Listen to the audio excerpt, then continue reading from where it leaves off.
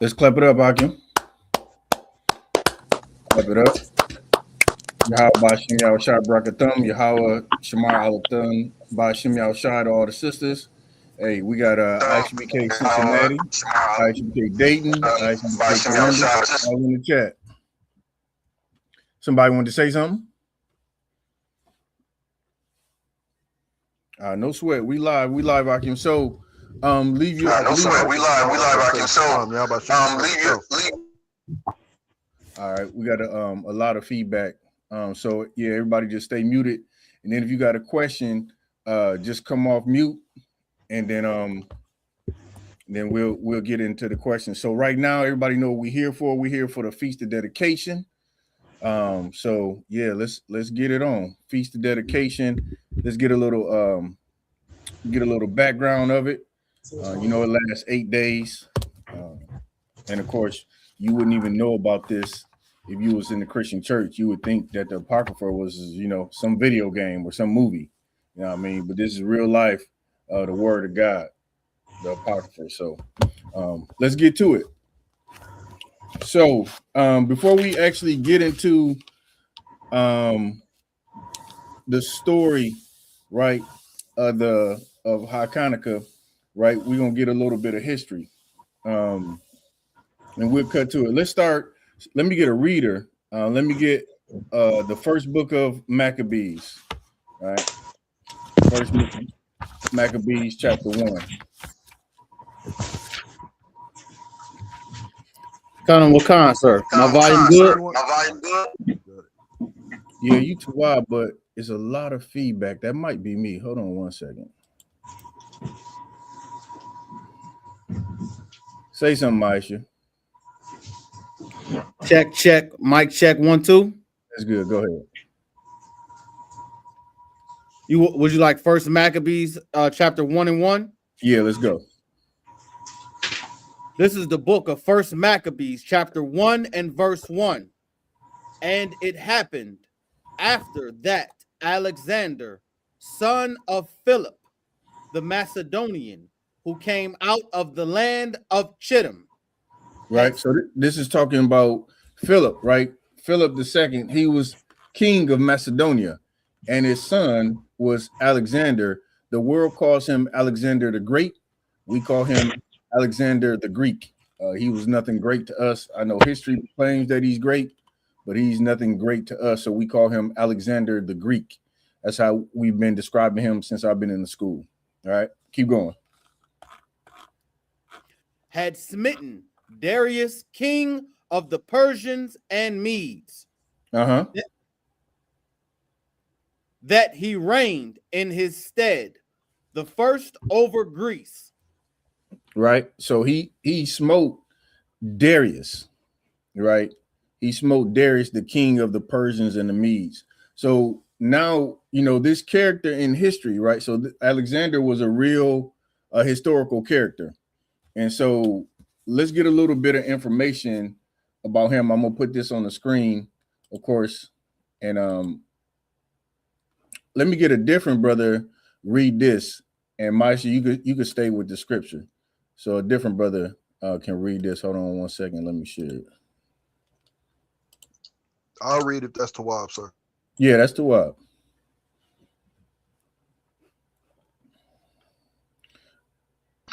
So this is the history channel. Let's get this a little bit right here.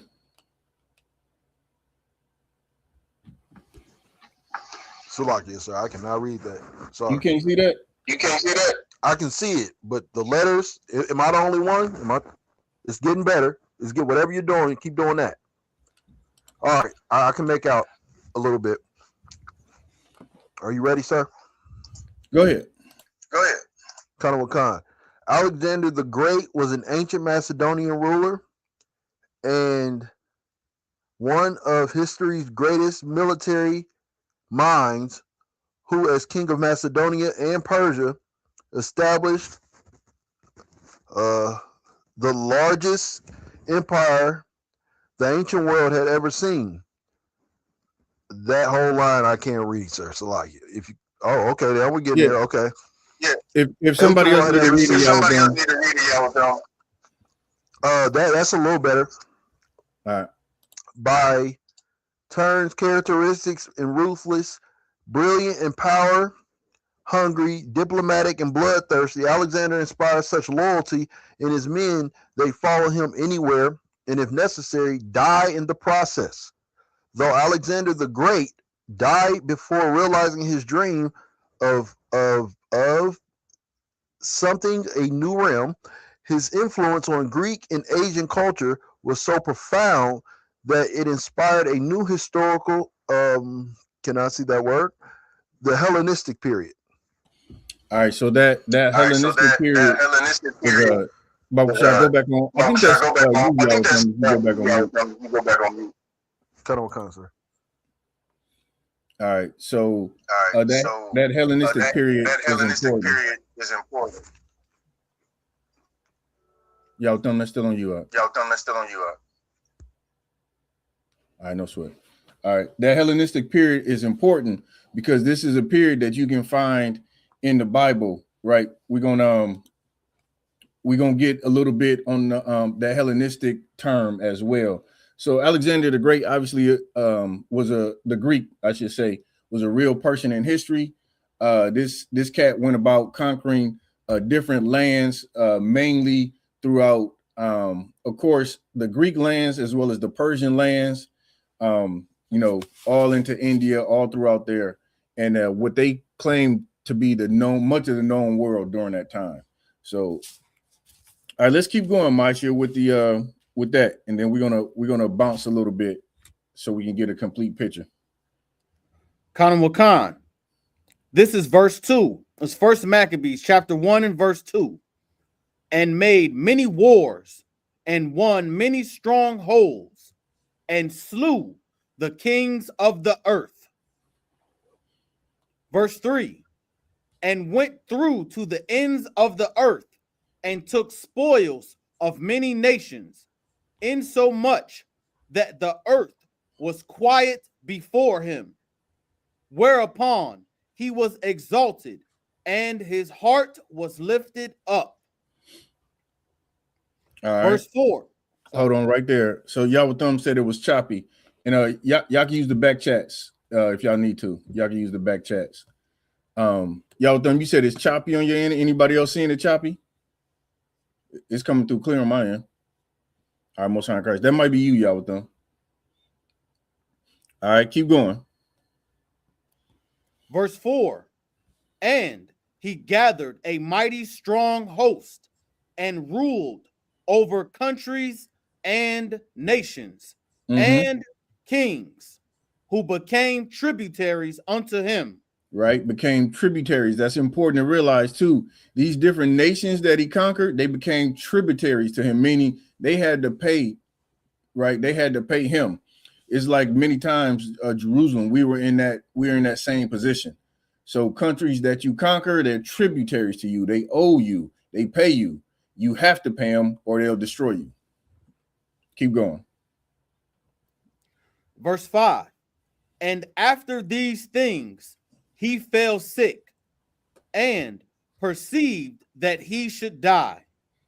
Right.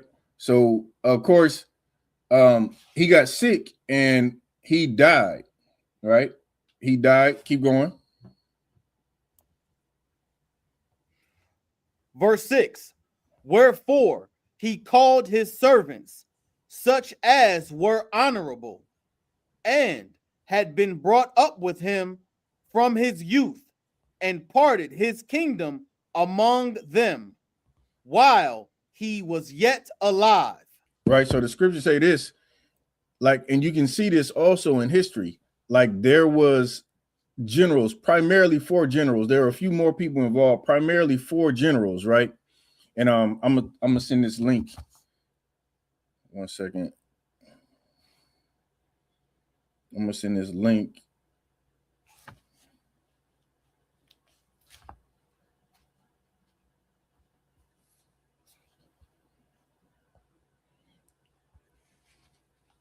All right.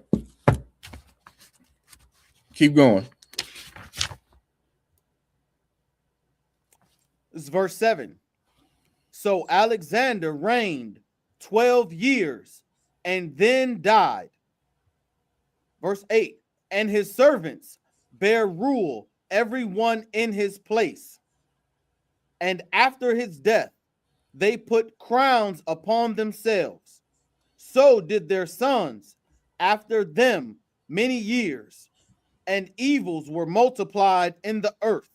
Right. So that his empire, right? He conquered many lands and many kingdoms, and these nations were tributaries to him.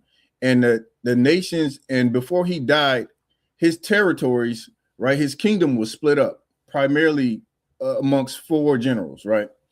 And these generals, they said that they put crowns upon their heads, and then those lands, those territories, those that broken up kingdoms went on to their children, right? Keep going. Khan, sir. And it's verse 10. And there came out of them a wicked root, Antiochus, surnamed Epiphanes, son of Antiochus, the king, who had been a hostage at Rome, and he reigned in the 137th year of the kingdom of the Greeks. Right. So during this time, of course, now we all kind of look at it as, you know, Edomite is an Edomite, but during that time, and then I mean, I guess still today, Rome was not a friend of the Greeks, right? The Romans and the Greeks often went to war, which is similar to what Esau does today. Esau goes to war against Russia. Esau goes to war against the UK. Like Esau versus Esau has always been a thing. So don't ever make the mistake of thinking if we wouldn't here, there'd be peace in America. America would implode from within because they don't know how to stop fighting each other. Like Esau is a cunning hunter, and that's what he does. All right. So Sakan, I sent some information. Let's see if you can you get that information up on the screen? If you can't, don't sweat it. You could go ahead and start breaking some of that down. All right, Khan, sir. Let me see if I can get it on the screen. Or you want me to start reading it? Yeah, you could just read it. All right, Khan. Give me a second, sir. Start with the Seleucus. Khan. Yeah, it's gonna take a minute to get me on this. So let me just read it. This is Seleucus the Victorious.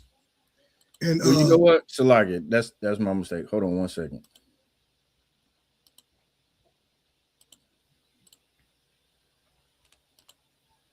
And you want this? What you about to send me, sir, on screen? No, I think I got something similar. So I'm gonna share this. Can y'all see that? I see it, sir. If you could make it bigger. Yep. Let's read that. I can't really see. Is it the same thing I got? No, it's a little different. You can read this if you can see it. No, I can't see it, sir.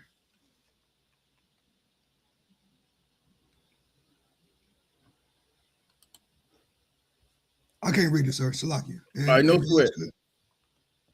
What is that? I'm not sure how to pronounce it. The Diadochi were Alexander the Great's top generals who, after his sudden death in 323 BC, fought bitter wars in Diochi.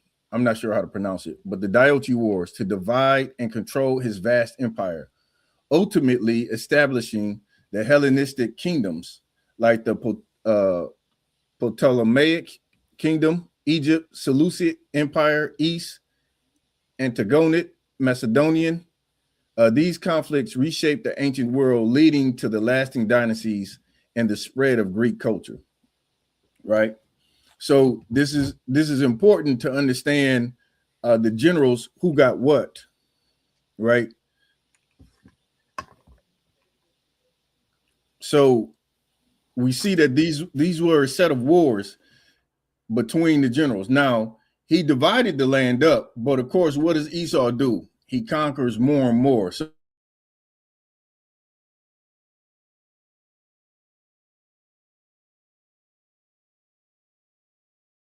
Hey, Cap, you frozen if you can hear me.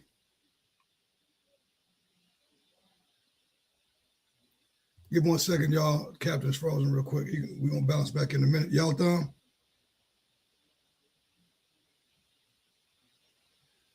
Slocky, sir, am I active? Yeah, I hear you. Yep. Yeah, you good. You Tawab, what's Kite Watch Tawab. Cap is frozen right now, so we'll be right back with what he's talking about. Well, first of all, y'all thumb, you're pass it down. What he's talking, he about to break down, the Greek Empire. It's in between from Malachi to Matthew. This is the history we're bringing out. When you read the Bible, you know what I'm saying? It seems like it's a big gap. This is the gap. And today is a feast of dedication or the rededication, of our temple. And we just giving you the history of it. If y'all give 1 second, my captain will be right back. But this is what he's breaking down. This is where when you see it like in Galatians 3, there's neither Greek nor Jew. This is what it means. And this is why they took it at the Bible, the King James Version of the Bible, because it makes it real clear when you got this, what's called the Apocrypha in it. And what my brother's reading in the Maccabees, this is history. This is real life history. You can see this history in this. You can see it in Greek history, and you can see it in Josephus or quote unquote Jewish, because they got it in there, but real life Israelites, blacks, and Hispanic history. Please. Maisha, you got it. You on mute, brother. You on mute. Maisha, you on mute. Oh, Salaki, sir. I had some of what he was reading on screen. If you'd like me to read some of it just until Cap comes back. Yeah, come. All right. The Cap was reading the Diadochi Wars. And it says, these wars refer to series of conflicts fought between the generals of Alexander the Great, known as the Diadochi, following his death in 323 BCE, leading to the fragmentation of his vast empire into several Hellenistic kingdoms. What he was talking about when he started. Oh, Slocky, sir, was you going to say something? No, continue. You got it. Continue. When Cap was bringing out these words that he wanted us to look up the definition for, and this is just until he comes back, as he breaks it down, these were the wars and the conflicts that were going on in from the kingdoms. And if I may, sir, if I can ask you a question, please. That really points to when I read some of this in Galatians 3:28, when it points to Jew nor Greek. If you could speak on that and how people get that confused. Yeah, Khan, and that's heavy with the brother bringing out, because this is like from Malachi, which is the last book of the quote unquote Old Testament, to Matthew's. And that explains Revelations, the horns and the crowns, because this is what it's talking about right here. It explains Galatians, Jew nor Greek. When people, that's what Christians run to when they say salvation is for everybody. But the premise of that, the context of Galatians 3:28, if it's Jew or Greek, whereas bondmen and freemen, Jews and Greeks, and it's also men and women and Jews and Greeks. So it really explains that, because you can understand Alexander the Greek, or the history call him the Great Israel. He's not great or nothing. He's just another oppressor. We call him the Greek because it's just another oppressor oppressing blacks and Hispanics. Just like another oppressor who made, deals. The Romans did make deals with the Israelites, and broke it down. But this just explains the bridge between the quote unquote Old Testament and the quote unquote New Testament, which we know in Israel is just one book. It's a river of the Bible. And they took that out to mess up the river to include other nations. But once you have the history, because the Bible is nothing but a historical record of the Israelites, the chosen ones of God. And this is why they took it out, And we just going in depth of what happened. Please. This is and Quadrasar, you got it. Real quick. Y'all throw Quadrasar got it. If y'all want to take over, please. No, you brothers keep going, man. I just got to the crib. Y'all thumb. If you let them back, you got it. But if not, we're gonna continue.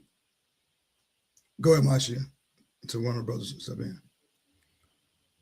The water, sir. This is Galatians chapter 3 and verse 28. there is neither Jew nor Greek.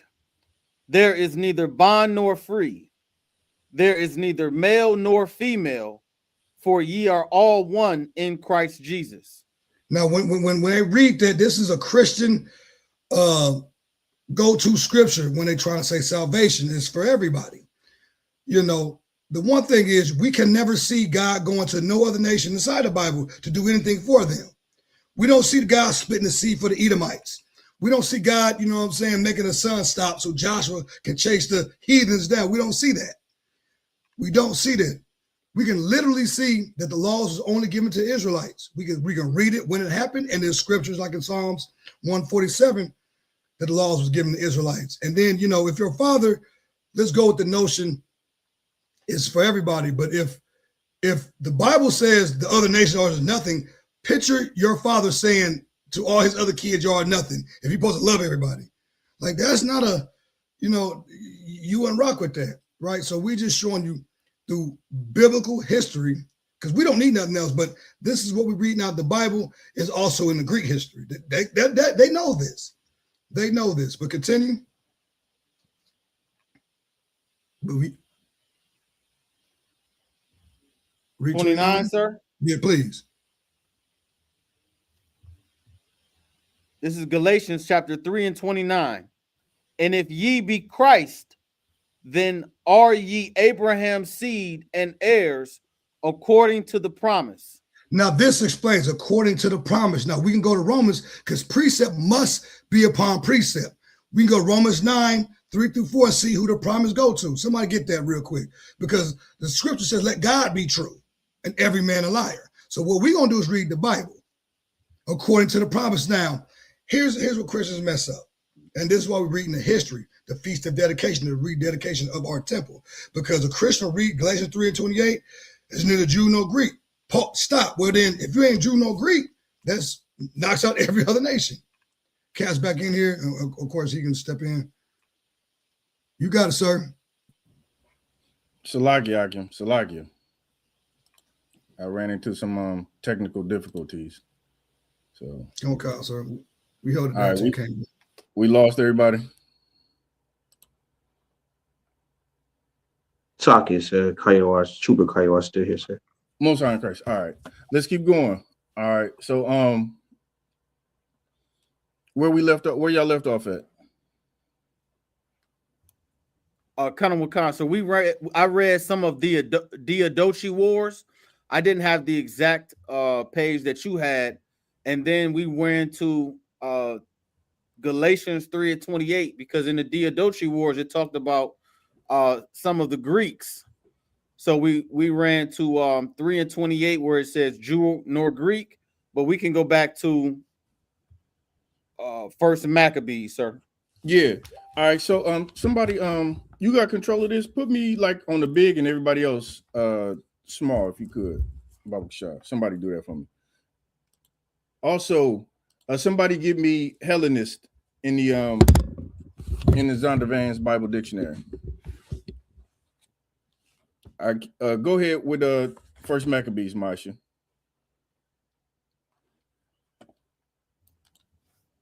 Khan, sir. First Maccabees 10.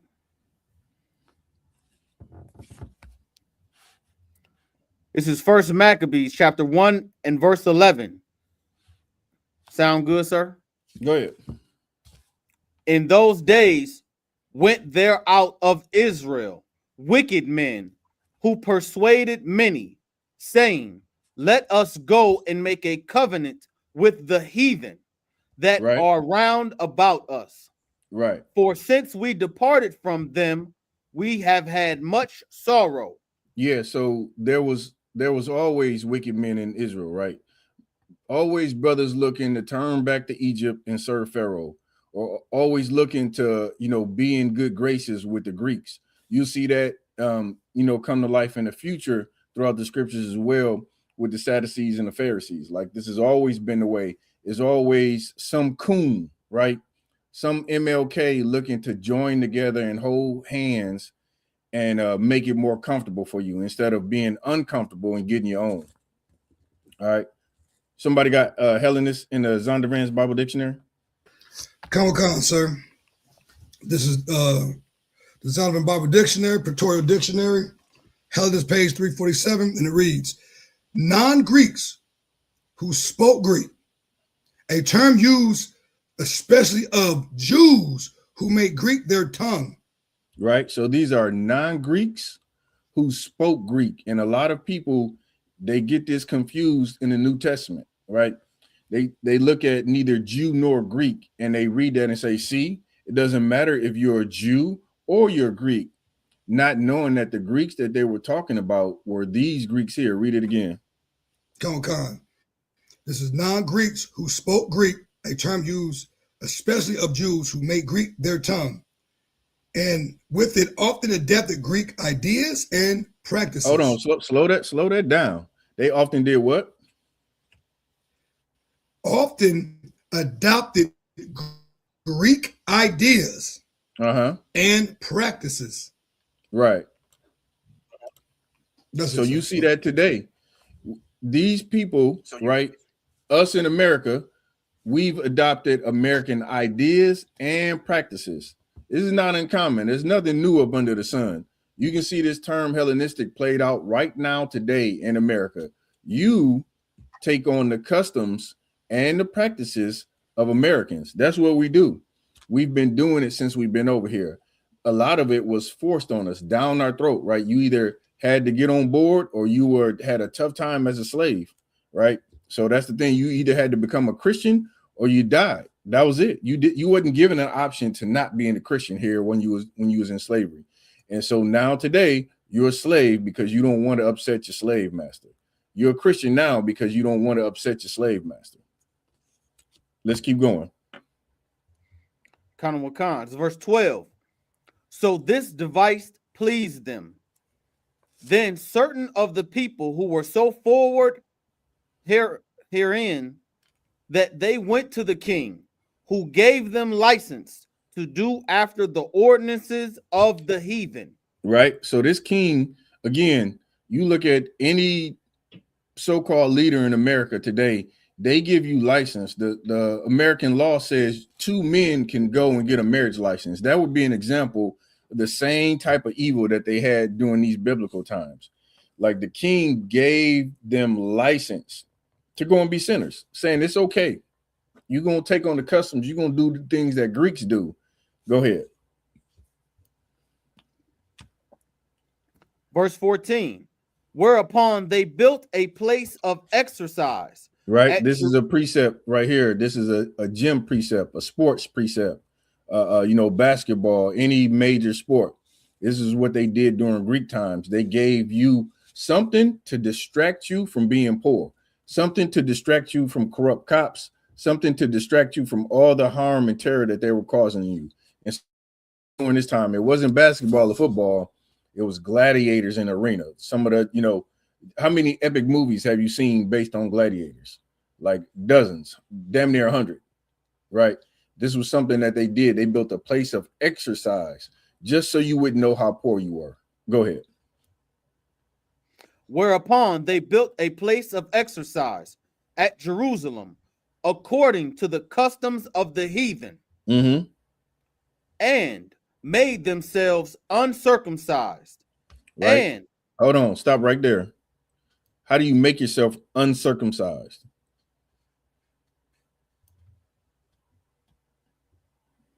You got to speak up because I might not be looking at that. If I could. Go ahead. You make yourself uncircumcised by following the way of the heathen, leaving your own laws. That's it.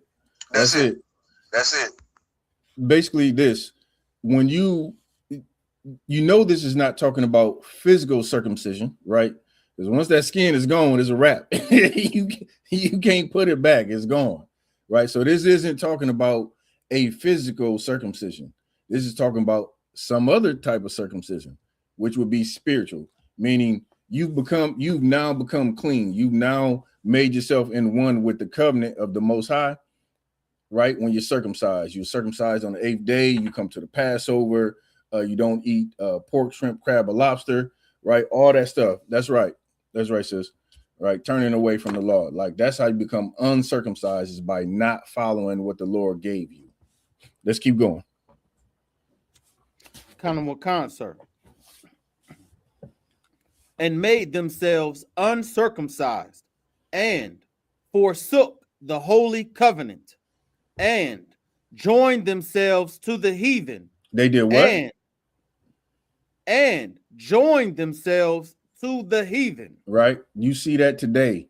A ton of us will join themselves to the heathen, as opposed to us. People look at us like we are the nutcases, like we are the fools on the corner yelling, speaking nonsense, when in actuality, we are the only people in the ISUPK that's really standing for the Lord, right? We're standing for the Lord. We're telling you, don't conform to the ways of the world. That's in the Bible. Don't be conformed to this world. You can be in the world, but don't be of the world, right? So many of us throughout times, we've done the same thing. So you fit in, right? What does the Bible say? The Bible says, why trimmest thou thy way to make love? To get love. You don't need to get love from these people. It's okay to be hated. Matter of fact, Christ said, if they hated me, they damn sure are going to hate you, right? Keep going. Kind, sir. And joined themselves to the heathen, and were sold to do mischief. Now, when the kingdom was established before Antiochus, he thought to reign over Egypt, that he might have the dominion of the two realms. Read that again. Verse 16. Now, when the kingdom was established before Antiochus, he thought to reign over Egypt, that he might have the dominion of two realms. Go ahead. Wherefore, he entered into Egypt with a great multitude, with chariots and elephants and horsemen and a great navy. Verse 18, and made war against Ptolemy, king of Egypt. Right. But, so who was Ptolemy? The king of Egypt, sir. Go ahead, Sakan. You can read that little excerpt that I sent you now.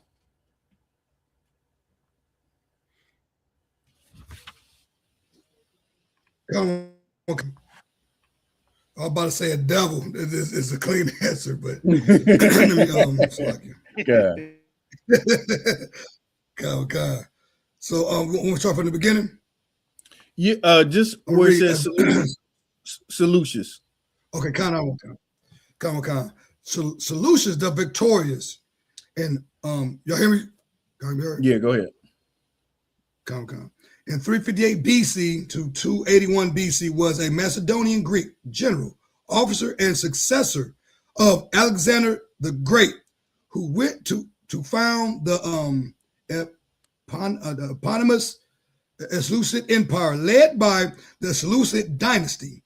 Initially a secondary player in the power struggles following Alexander's death, Seleucid rose to become the total ruler of Asia Minor, Syria, Mesopotamia, and the Iranian plateau, assuming the title the Basilisk king. The Seleucid Empire was one of the major powers of the Hellenistic world until Hold on. Don't speed past that. Read that again.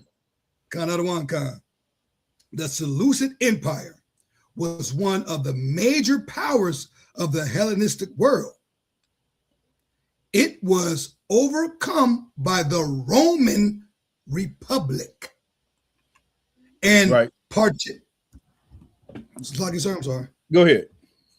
And Parthian Empire in the late 2nd and early 1st century. Yep. So now it's starting to come together, right? This is coming off the heels of Alexander the Greek, right? Alexander the Greek conquered all these different lands and territories. And so his generals, they split those territories up. One of those generals, right, Seleucus, right? I believe that's how you pronounce it, Seleucus, right? He gained the territory.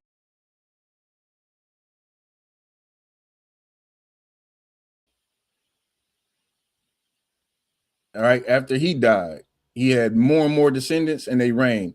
And what did they establish? The Seleucid Empire. This is the empire during this time, right, where now you see Jerusalem, right, is being conquered by the Seleucid Empire.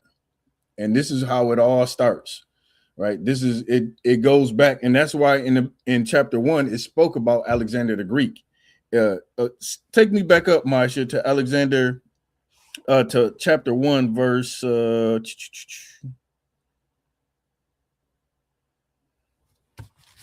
verse 7.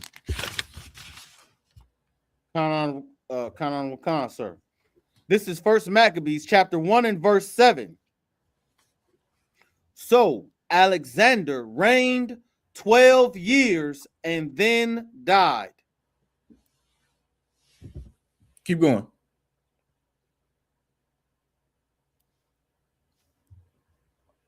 This is verse 8.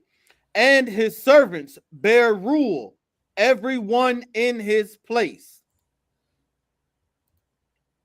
Keep going up. And after his death, they all put crowns upon themselves. So did their sons after them. Many years and evils were multiplied in the earth. Keep going.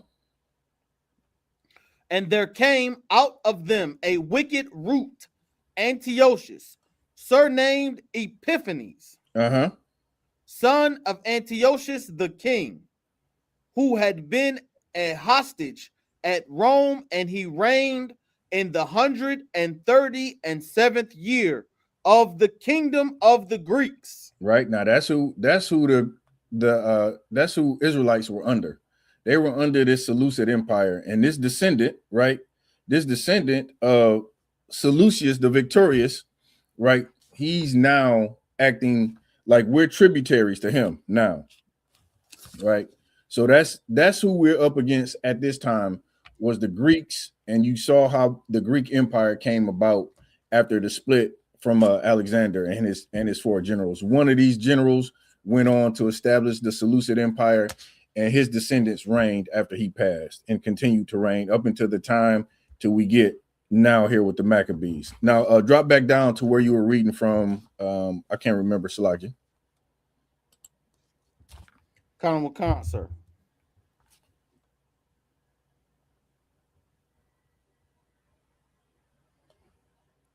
I believe it was 18. Yeah, it was 18, sir. That's the what? God. And made war against Ptolemy, king of Egypt. But Ptolemy was afraid of him and fled, and many were wounded to death. Now, Ptolemy, the original Ptolemy, one of his generals, one of Alexander's generals, was in charge. Remember, he was the king of Egypt. He was given the Egyptian kingdom after they conquered it. And so, of course, his descendants reigned after he passed away, and they were called Ptolemy. Go ahead. Verse 19. Thus they got the strong cities in the land of Egypt, and he took the spoils thereof. And after that Antiochus had smitten Egypt, he returned again in the 143rd year, and went up against Israel and Jerusalem with a great multitude. All right, now we get into it. Now, after he went, Antiochus went and conquered Egypt. Now, mind you, Egypt, the families of those generals, right? The forefathers of those families, right? The Ptolemaic Empire and the Seleucid Empire, they were once all up under Alexander. So now you see fighting, right? After the kingdom was divided up, and many years later, now the greed sets in. The same thing that you see today. It's not enough to have, what was that? Donald Trump was at one point looking to see if he could get Greenland. that ain't never been an American territory. He's like, yeah, I think we'll take Greenland. Like Esau can't get enough. That's why the scriptures say, if grape gatherers came by night, would they not eat to their field? If thieves came, would they not just steal what they need and then go? Not Esau. He's going to gobble up everything. He's not happy till he gets all the resources. If brothers got a question, go ahead. You could just say Salaki and jump in. Go ahead, Doc. Salaki, sir. So this is actually, when they say a mixed multitude, would that be just like the American army today? I'm not sure what you mean mixed multitude. Where you read that at? When it says, I thought we just read it, sir. Salakia. It says that he, it says that at the end of 20 with a great multitude. Yeah, that's not the same as a mixed multitude.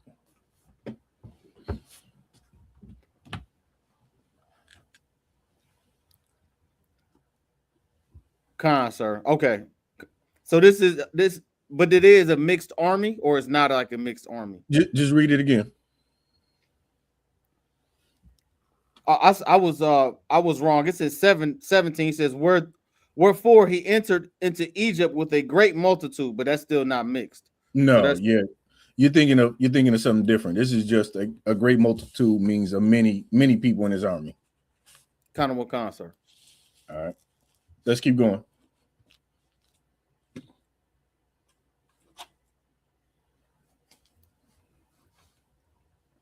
It's verse 20. And after that, Antiochus had smitten Egypt. He returned again in the 143rd year and went up against Israel and Jerusalem with a great multitude, and entered proudly into the sanctuary and took away the golden altar and the candlestick of light. Ain't that always the way? Ain't that always the way when they come and conquer us? Right, because these things were made of pure gold, right? You could read back in Exodus how we put things together, right? How the Lord gave brothers, the spirit to work with their hands and craft things of gold, right, and of metals. And so when they ransacked the temple and they conquered us, then they stole these things out of our temple, right? And the candlestick, everyone knows this is speaking about the menorah. Go ahead. And proudly into the sanctuary and took away the golden altar and the candlestick of light, and all the vessels thereof. 22.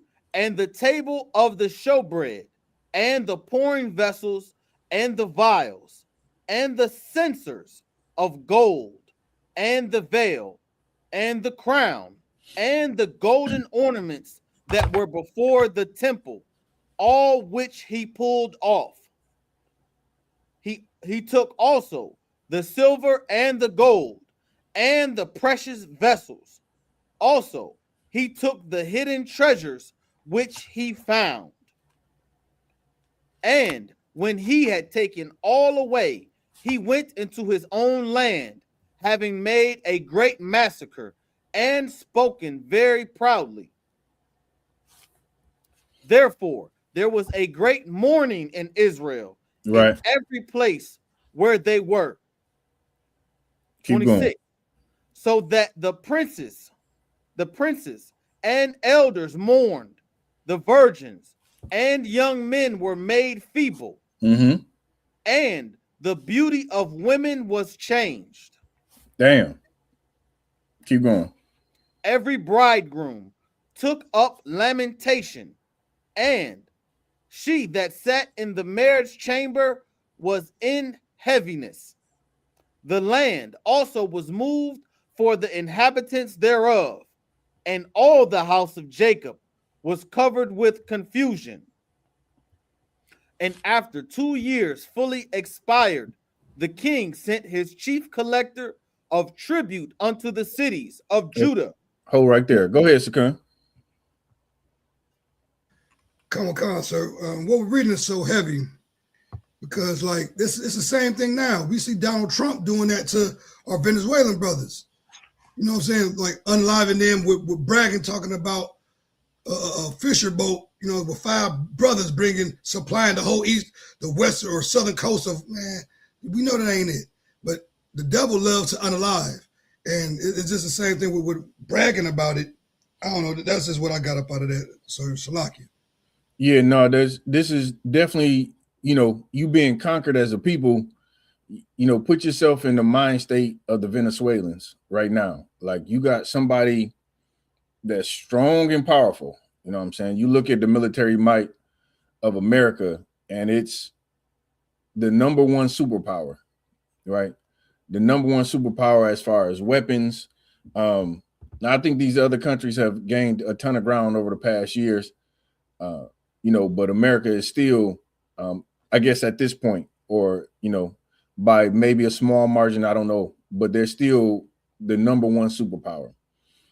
And so, they're going to Venezuela, which Venezuela ain't no pushover, but it's not in America, right? Like, no one spends more of their national budget on, military equipment and weapons of war than America does. And so if you put yourself in the mind state of the average Venezuelan, you're going to be in despair. The scriptures say, what was that? Read that part again about the sisters that were attractive. Like they change. Like, your whole mental changes when you're being conquered by people. You see that part, Maisha? Don't even worry about it. I just thought it was. Go ahead, if you got it. I'm gonna come to you next, Quatazar. Go ahead, Maisha. Every bridegroom took up lamentation, and she sat in the marriage chamber, was in heaviness. Everybody was heavy, man. Everybody. And again, if you imagine you on your island and you see people roll up in ships, it's, it ain't something that you're going to be happy about. You're going to be in lamentation. You're going to pray to the Lord that you're safe. You're going to pray that none of your loved ones die. You're going to pray that your government is there in the morning. Go ahead, Quatazar. Khan, sir. That's why it's such an evil and wicked, vile thing to celebrate Thanksgiving. You know what I'm saying? Because that's exactly what happened to our First Nation brothers and sisters, man. That's Slocky. That was it, though. Damn right. Let's keep going. Slocky, sir. I think it was the end of 26, and it says, the beauty of women was changed. Yeah. Keep going. I'll go back down. Khan, sir.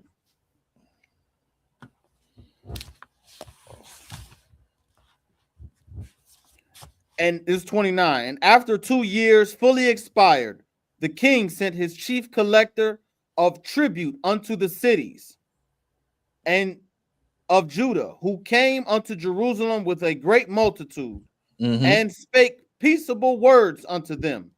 But all was deceit. For when they had given him credence, he fell suddenly upon the city and smote it very sore.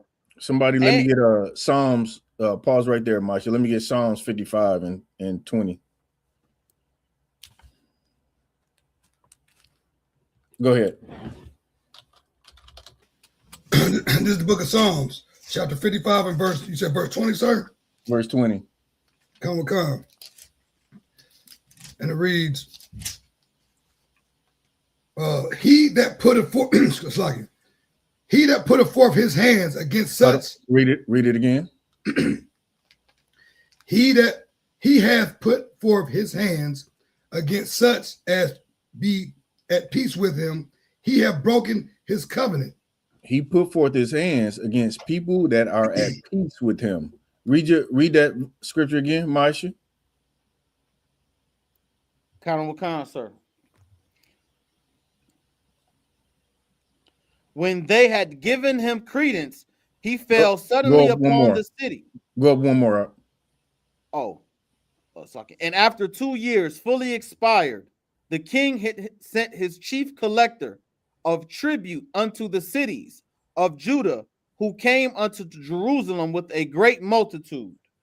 So he sent somebody that can speak smooth words. Keep going. And spake peaceable words unto them. He did what? Spake peaceable words unto them. Now, Zakun, you go ahead with the next verse. Come. The words of his mouth were smoother than butter. So this cat came in that same spirit. Keep going. But war was in his heart. But war was in his heart. Maya should pick it up. And spake peaceable words unto them, but all was deceit. Mhm. For when they had given him credence, he fell suddenly upon the city and smote it very sore and destroyed much people of Israel. Yeah. Israel was at peace with him. And what did he do? He spoke peaceably unto them, but war was in his heart. He destroyed Israel. Keep going. And when he had taken the spoils of the city, he set it on fire and pulled down the houses and walls thereof on every side. But the women and children took they captive and possessed the cattle. Then builded they the city of David with a great and strong wall, with mighty towers, and made it stronghold for them. Right? They took over Jerusalem, built walls up, made it a stronghold. Go ahead.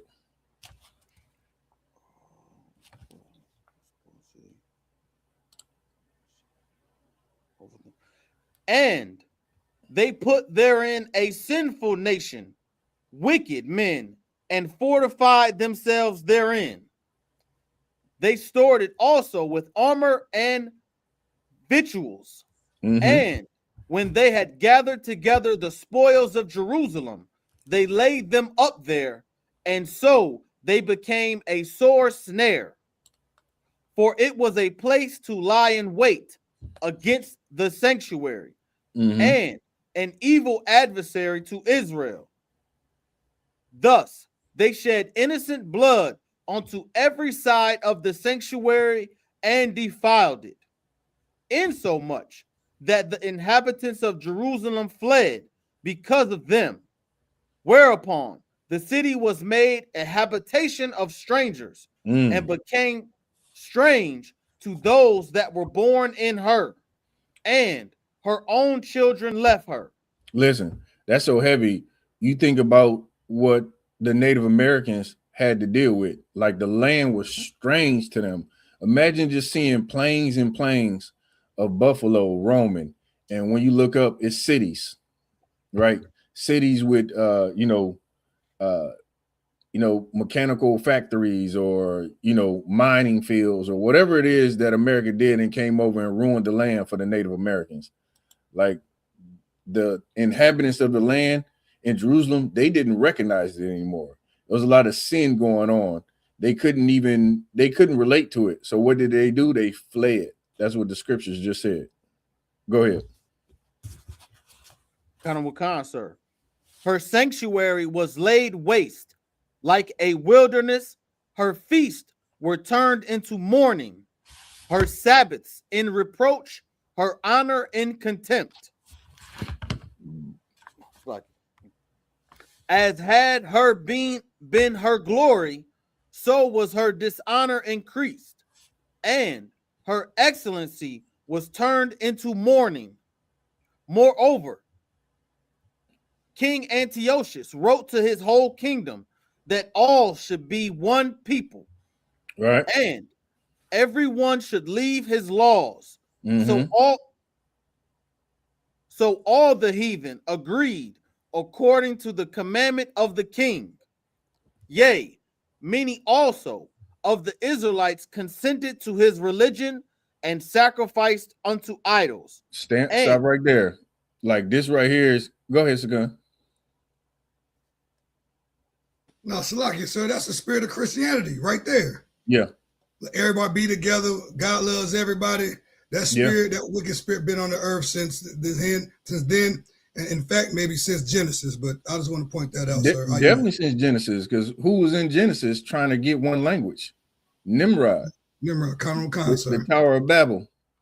Okay, sir, if you don't have a good set knock, you could just hide your camera. If you got a good setting where you can set up, then that's too out. You could hide your camera for now though. All right. So that's definitely the spirit of America. That's definitely the spirit of Christianity.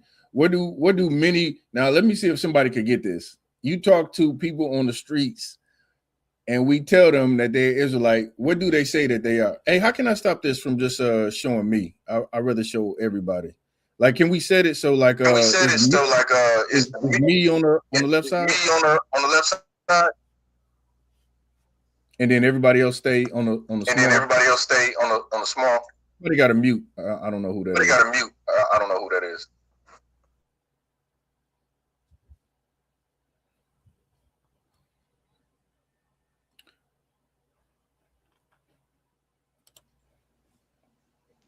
Sir. Can you hear me, sir?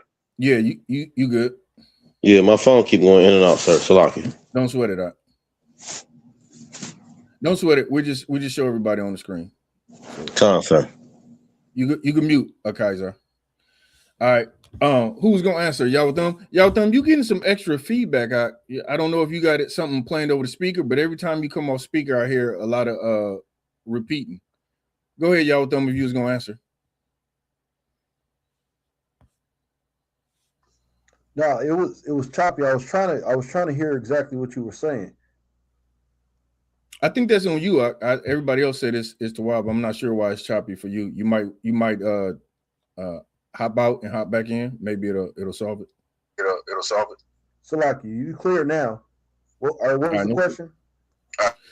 So the question is this: when we on the streets battling people, right, and we tell them we're Israelite, and we tell them Christ is black, this is pretty general, so you might not get it the way that I can't find a better way to ask it without giving it away.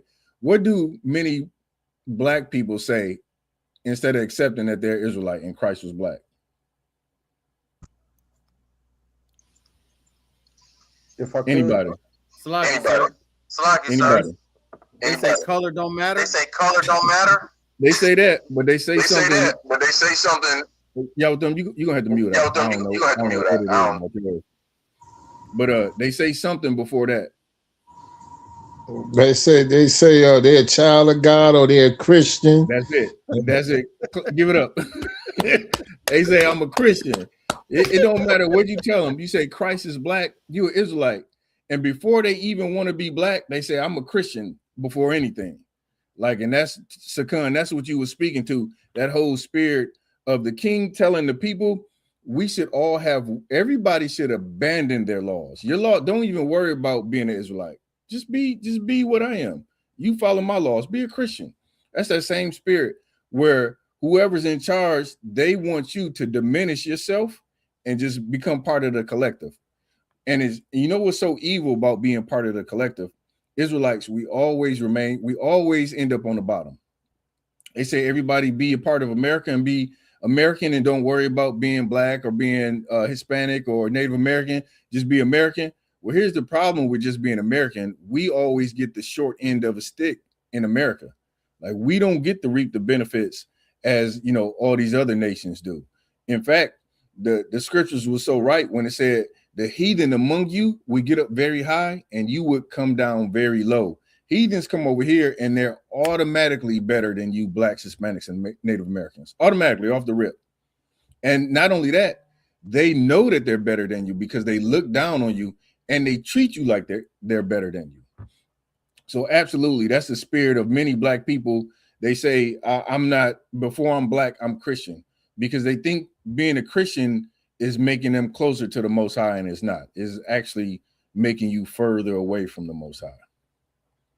Hey, Salaki, sir. Go ahead. Real quick, if you see the thing that says it got two, and then it got a main one, and people on the side. If you tap that, it'll make you the center, and all of us on the side. That's what I'm doing. That's what I'm doing now. But it just keep putting somebody else up. So I ain't gonna sweat it. Don't worry about it. Yeah. Okay, no sweat, sir. Salaki. Yeah. All right, let's keep going. Wakan, sir. This is the book of First Maccabees, chapter 1, verse 43. Yea, many also of the Israelites consented to his religion and sacrificed unto idols and profaned the Sabbath. For the king has sent letters by messengers unto Jerusalem and the cities of Judah, that they should follow the strange laws of the land. Right. Good night. Slocky, sir. This is the modern world Christianity. Right here. Right. You reading about it right now. Yeah, this is it. Keep going. 40 letters message. I think it's 44 or 45. And for the king has sent letters by messengers unto Jerusalem and the cities of Judah, that they should follow the strange laws of the land, and forbid burnt offerings and sacrifice, and what drink. Did they do? Forbid burnt offerings and sacrifice. Keep going. And drink offerings in the temple, and that they should profane the Sabbaths and festival days. They're coming directly up against what the Most High gave us, right? The Most High gave us the ability to have drink offerings and sin offerings and burnt offerings and all these different things that we did in the temple. And he ordered us, right? He commanded us to keep the Sabbath. But what did the scripture say that they did? The king wanted us to profane the Sabbath, meaning to not keep it, to go against it. Keep going. And if I could, sir, Salaki. Go ahead, Art. Go ahead, Art. Can y'all hear me? We can hear you. We can hear you. Kind of, just real quick. What this is going into is such a heavy point because, like Officer Sakan was speaking on earlier, this goes into why Paul had to do the work he had to do, because after generations and hundreds of years of this going on, Israel, they don't understand who they are anymore. You understand? This is why we see no Jew nor Greek. And not only that, if I could, I got a history book. I would like to read a passage out of it, if I could, sir. What you got? What you got? Oh, Most High in Christ. So this is Salaki. This is Jews in the Mediterranean diaspora, and this is what's this? The chapter 5. It talks about the high assimilation. Now, in general, it just talks about the high assimilation of what? Jews that assimilated to the Greek culture. Specifically in this passage, it's talking about the Egyptian Jews. But you got to remember, as we just read, Alexander and his homies, they conquered Egypt also. So when it says Egyptian Jews, it's literally talking about Greek Jews. It's the same thing because they were conquered at this time. The passage reads, it says, we know of a number of Egyptian Jews who were highly assimilated. Though their assimilation took many different forms, it is natural that we should know of so many cases in this category, since Jews who assimilated to the degree of losing their Jewish distinctiveness were resented by other Jews. So this goes to show you the beginning of what we see when Paul says there's no Jew nor Greek. History itself understands that as they lost their culture, as they lost their swag of who they were, their spirit of the Lord, the Jews that so-called kept it, they started to resent them. Like, man, how you going to go over there and serve under Alexander? How you going to go over there and serve under Ptolemy? You really going to do that? Come on, you're supposed to be strong in this, man. You know who we serve. You know what we're about. But they didn't understand that, as we see, this was a part of prophecy.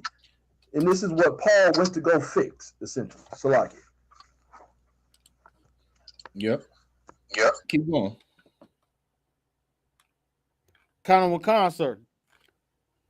And pollute the sanctuary and holy people, set up altars and groves and chapels of idols, and sacrifice swine's flesh and unclean beast.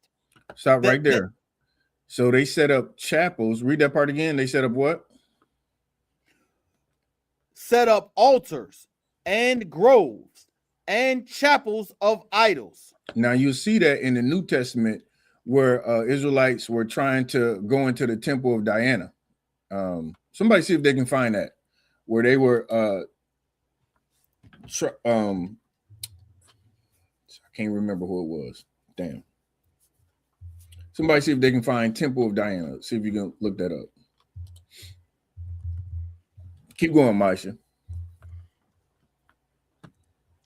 Kind of sir. set up altars and groves and chapels of idols, and sacrifice swine's flesh and unclean beasts, that they should also leave their children uncircumcised and make their souls abominable with all manner of uncleanliness and profanation. Right. So this king, he's looking to do everything, to undo everything that the Lord told you to do. The Lord told you to sacrifice on the 8th day. I'm gonna come to you next, Sakan. The Lord said sacrifice on the 8th day. He wanted them to do away with that. He wanted them to eat abominations. He didn't want them to keep the Sabbath. This is where, again, to y'all thumb's point, this is a lot what was reinforced in what you see in the New Testament. Now there was always generations of Israelites that didn't live amongst the Commonwealth. How do we know? Because the law tells us.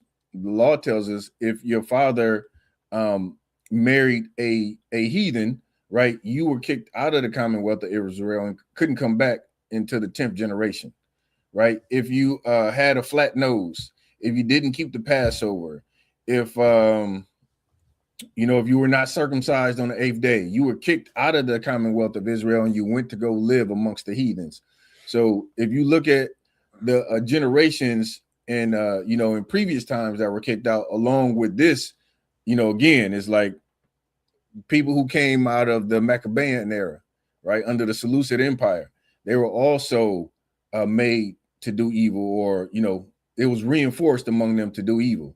And so there's a lot of cleanup to do until this day. So the work continues until this day. You understand? Go ahead, Sakan. You can bring it up. Come on, this is Go ahead, Sakan. Come on, this is the book of Acts, chapter 19 and the 24th verse. For a certain man named Demetrius, a silversmith, which makes silver shrines for Diana. Mm-hmm. I'm sorry, go ahead. Keep going. Okay. Brought no small gain unto the craftsmen, whom, this verse 25, whom he called together with workmen like of occupation, and said, sirs, we know that by this craft we are wealth. Let me drop down to 27, sir, if I may. Go ahead. Come on.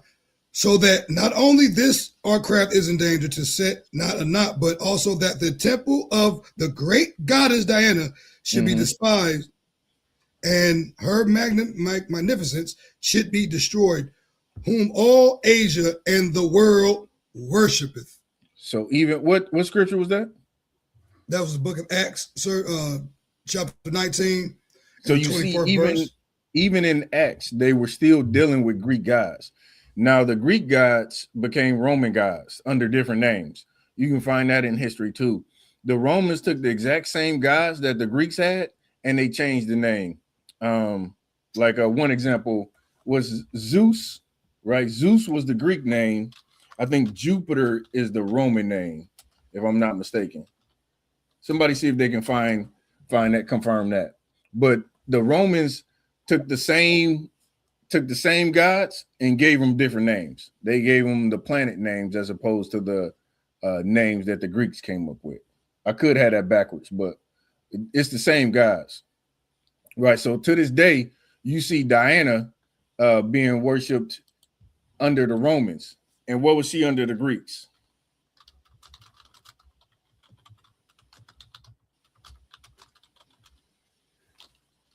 Go ahead, Sakan. Like it, sir. Artemis, right? You was correct. Zeus is. Go ahead. No, so like it, sir. Zeus is the king of the Greek gods and had many other names. Yeah. One of his roles was Jupiter, the Roman name. I was just saying you was correct, sir. Yeah. Yeah. So the same God. So all the way up into Acts, you saw that these fake gods, Greek gods, Roman gods, were still being worshipped by Israelites. Again, same thing today. Brothers and sisters celebrate New Year or Christmas coming up, and New Year's, right? And New Year's is the celebration of Janus. You know what I mean? So you're still celebrating the same things that they were celebrating in the New Testament a couple thousand years ago. So ain't nothing new under the sun. Let's keep going. This is the book of First Maccabees, chapter 1 and verse 49. To the end they might forget the law and change all the ordinances. Mm-hmm. And whosoever would not do according to the commandment of the king, he said he should die. Right. So he didn't.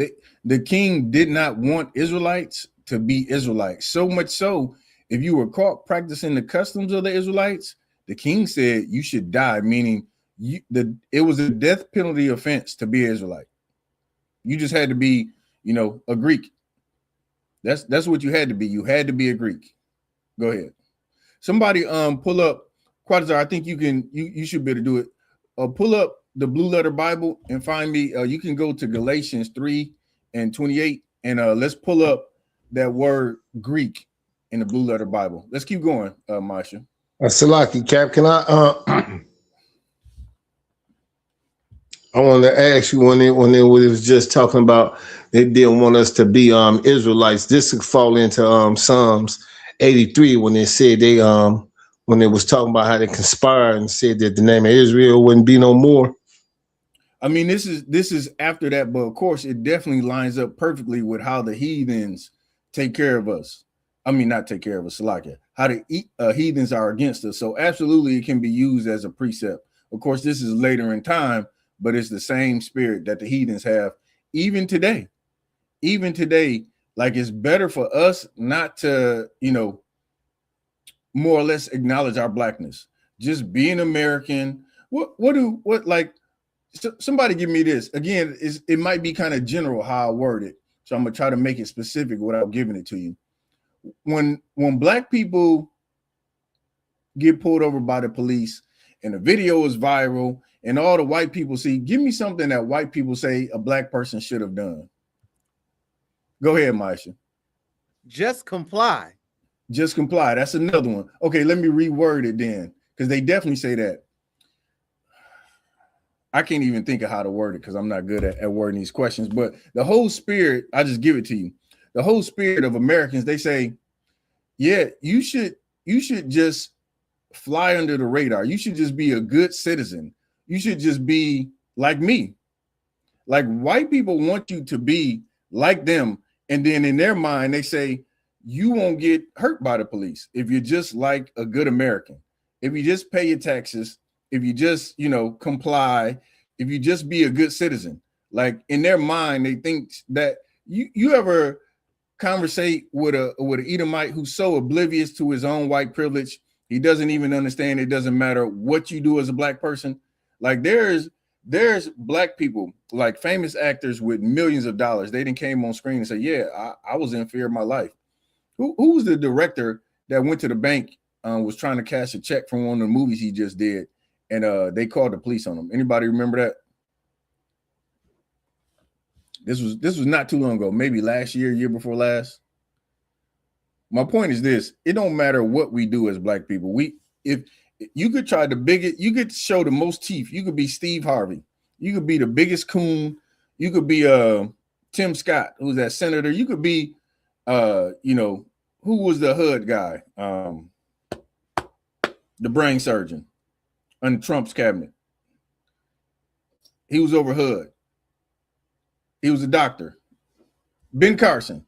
You could be Ben Carson, right? It doesn't matter how much you integrate yourself with America. Esau would still hate you. So that's the whole point of what we're trying to get to with this scripture. And to answer your question, Isaiah, they absolutely, right, don't want black people to express their blackness, if that makes sense. So we've all felt it personally in our lives before, I'm sure. And so that same spirit is saying, yeah, we're gonna make Israel basically disappear.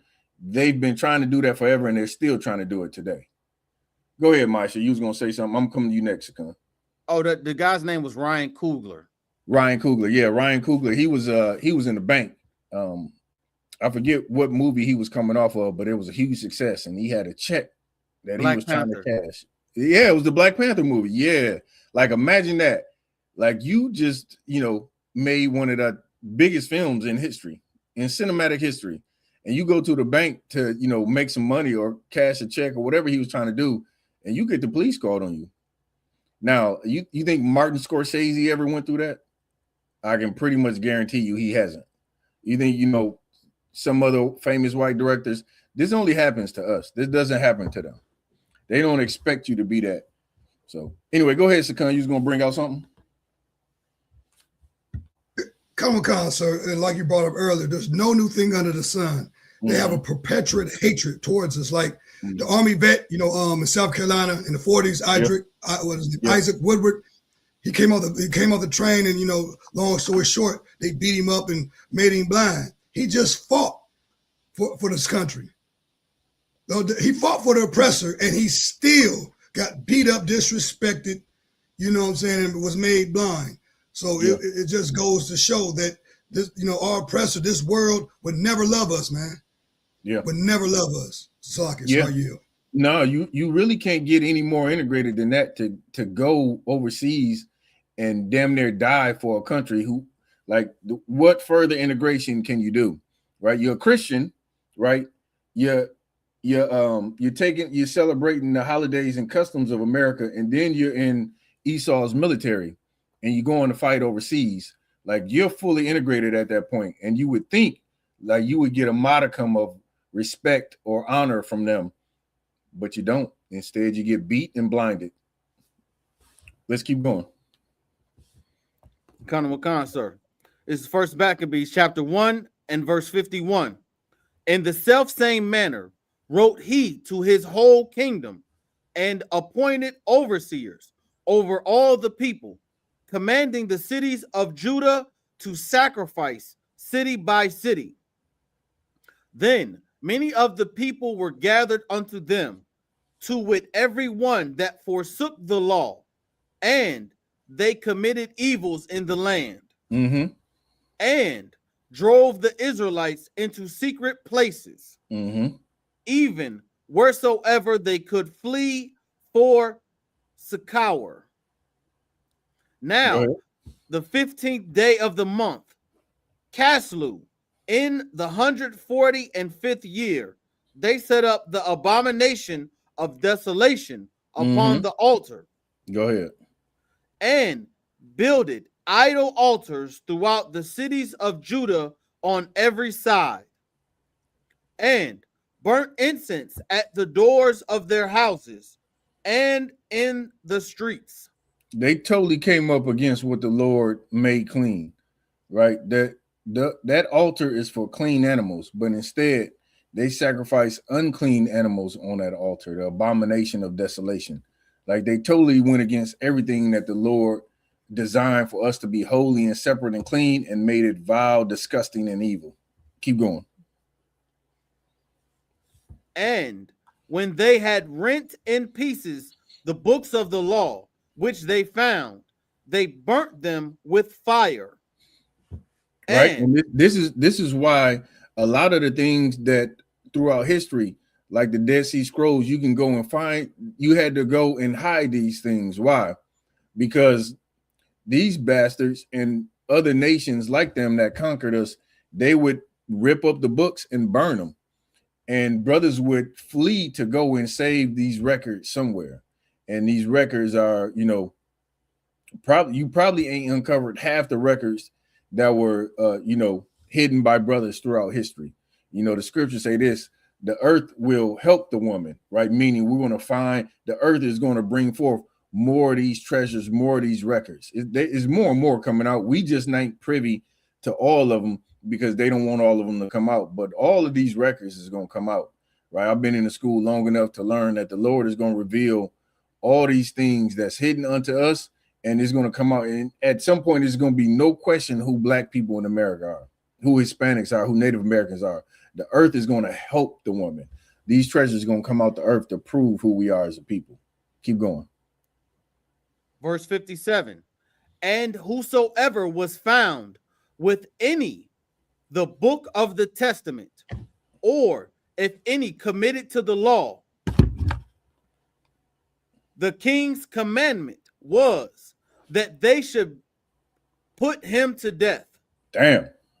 Like, if you were caught keeping the law, you were put to death. Which again, if I'm in some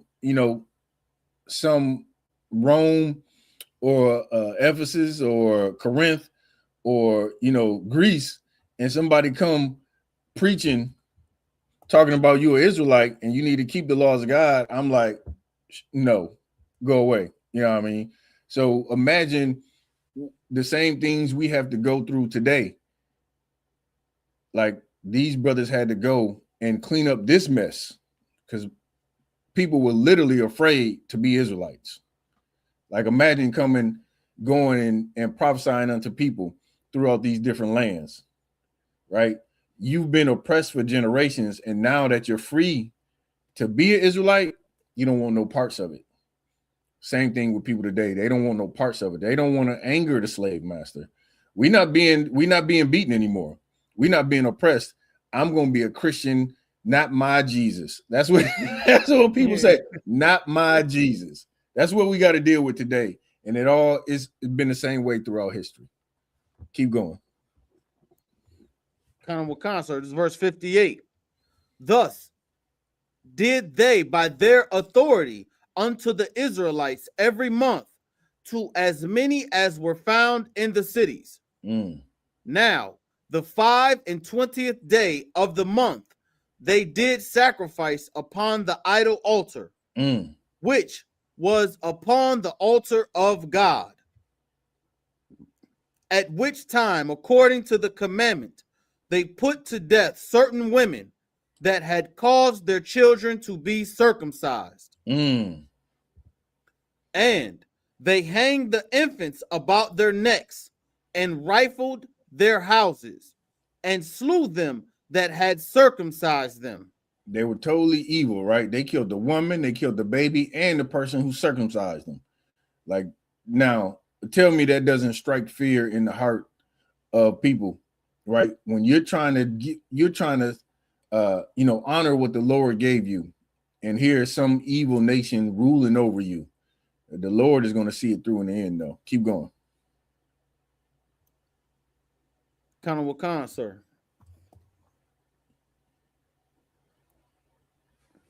Now, the 25th day of the month, they did sacrifice upon the altar, which was upon the altar of God, at which time, according to the commandment, they put to death certain women that had caused their children to be circumcised.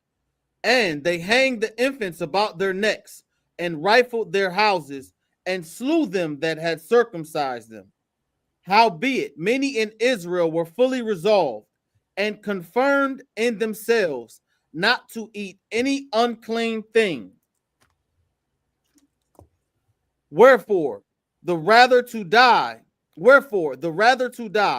that they might not be defiled with meats, and that they might not profane the holy covenant.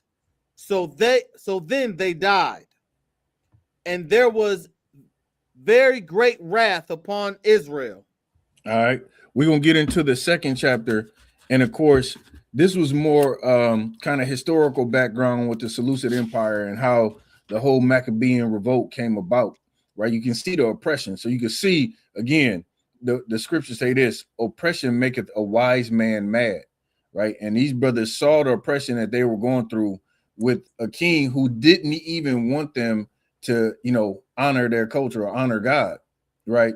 And so now you can see, you kind of got the background of where this Maccabean revolt is coming from. So let's get into chapter 2, and then of course, on the closing, we'll cover kind of the meat and potatoes of it. So let's keep going.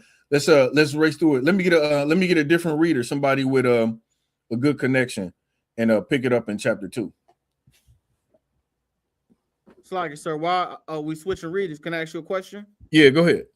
So they were keeping the customs even when they were going to be unalived. Like, absolutely.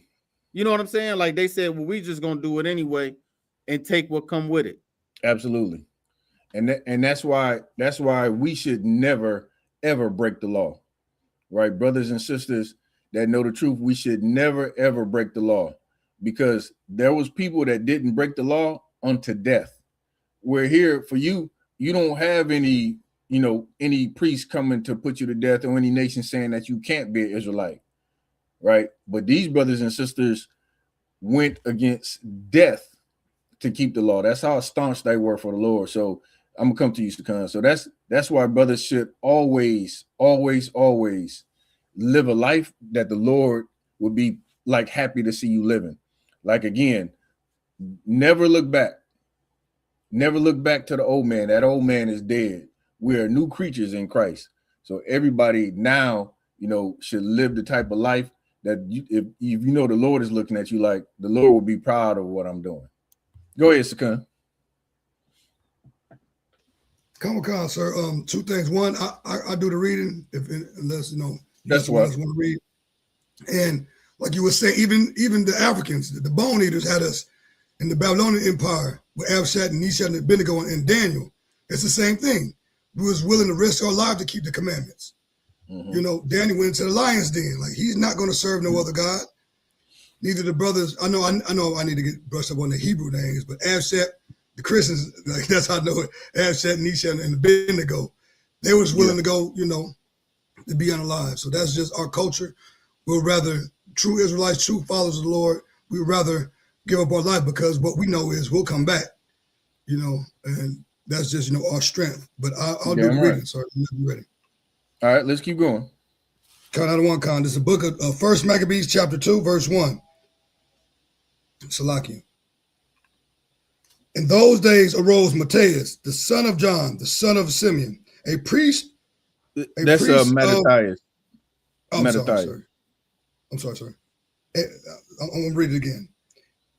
Chapter 2, verse 1. In those days arose Mattathias, the son of John, the son of Simeon, a priest of the sons of Jorib of Jerusalem, and dwelt in Madin. And he had 5 sons: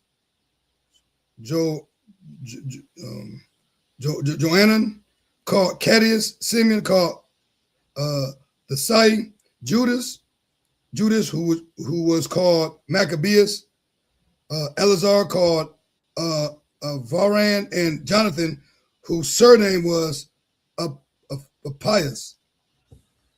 Verse 6. And when he saw the blasphemies that were committed in Judea and in Jerusalem, he said, "Woe is me, wherefore I was born to see this misery of my people and of the holy city, and dwelt therefore wherein it was delivered into the hand of the enemies, of the enemies, and the sanctuary into the hand of the strangers.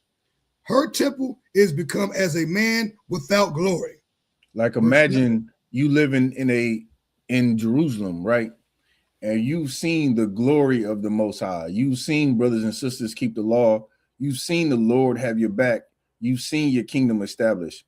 And you look up one day, you say, "Woe is me that I have seen this destruction in Jerusalem. I've seen the Lord's altar and his temple defiled.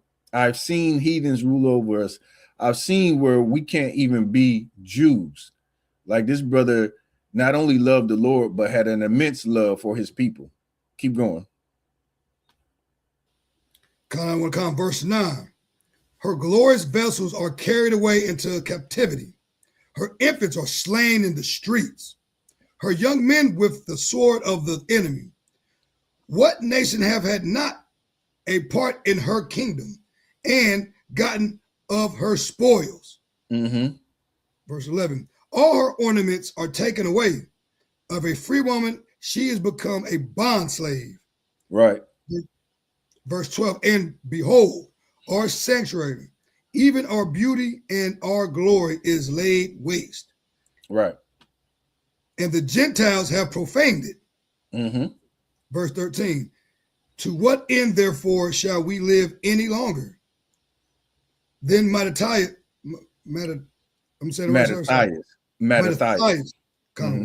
Mattathias and his sons rent their clothes and put on sackcloth and mourned very sore.